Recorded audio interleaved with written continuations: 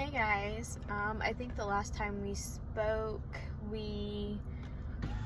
I talked about how I had another ectopic pregnancy and I ultimately lost my left fallopian tube because of the ectopic pregnancy.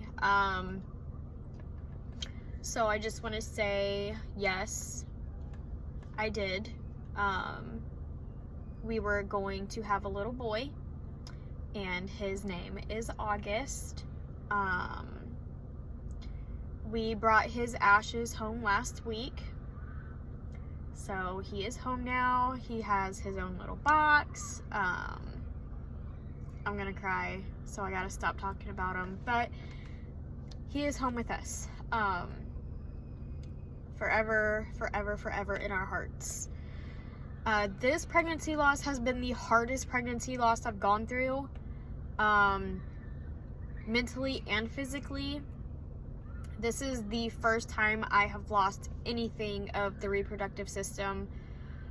This is the first time I ever knew the gender of the baby we were losing, and this is the first time we were able to get any ashes back or name them. I think naming him, having his ashes, and knowing that he was a boy makes the loss that much harder for me to process.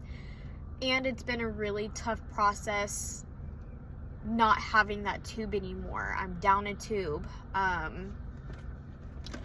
So mentally, it's been hard. We are now 19 days post-ectopic, so almost 3 weeks out. My pregnancy tests are just about negative. Like, I have just a tiny bit of HCG hanging on for dear life, it feels like. But it's just about negative.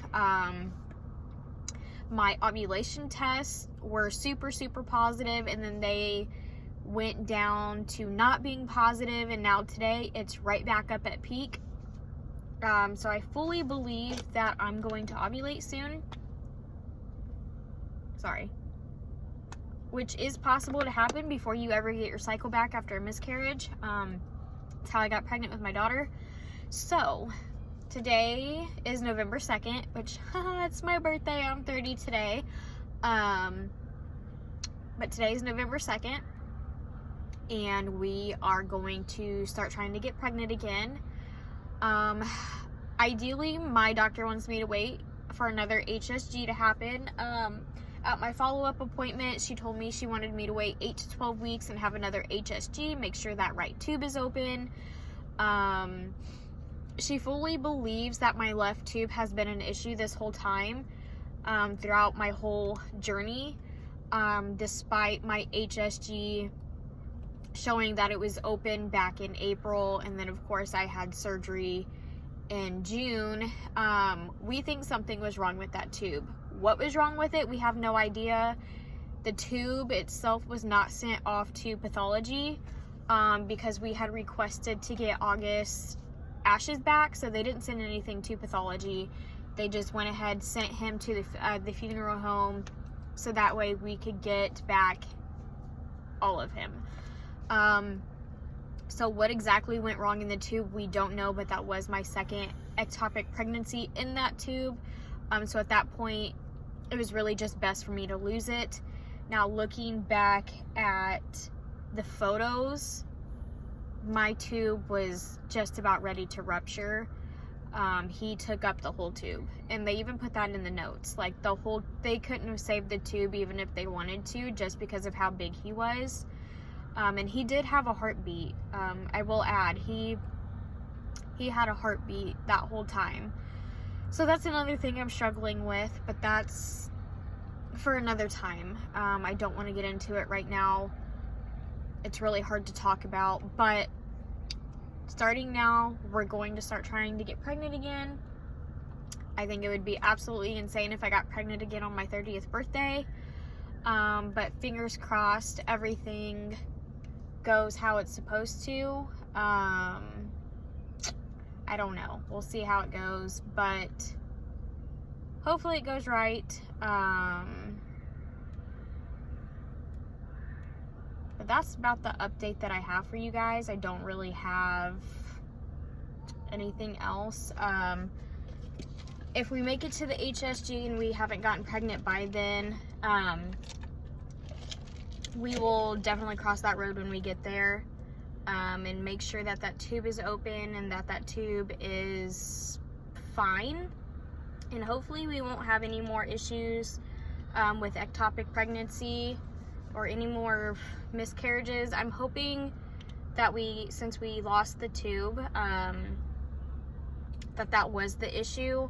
And if it was, hold on. If it was the issue, maybe that's the reason I've had so many miscarriages. Maybe, you know, when the sperm and the egg meet in the tube get together, maybe something is going wrong with fertilization, and it just narrowly makes it to the tube or to the uterus, and by then it's just, you know, not good. I don't know if we'll ever know, but that's the hope, is that my right tube is good and that we have no more issues. But my OB has not given up on us yet. I voiced my concerns about seeing a specialist, just because of the price, and you know, IVF is not guaranteed. I do have an appointment set up on the 15th with a new specialist, just kind of get a second opinion.